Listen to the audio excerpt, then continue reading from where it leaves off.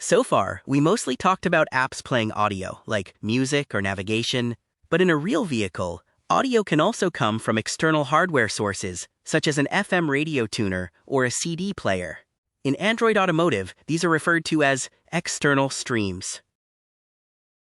Even though the sound originates from hardware, Android still wants to manage the user experience in a consistent way. The recommended approach is to have an Android app represent that external hardware. This app acts as a controller, even though it does not generate the audio itself.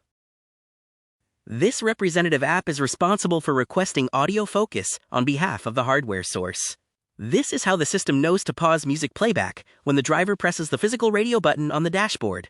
From Android's perspective, the hardware behaves like a normal media player.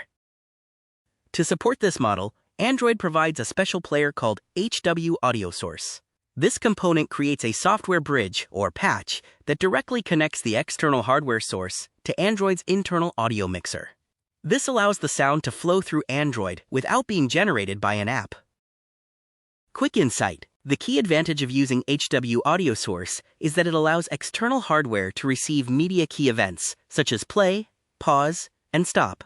Without this integration, steering wheel controls may not work correctly when listening to FM radio, leading to a poor user experience.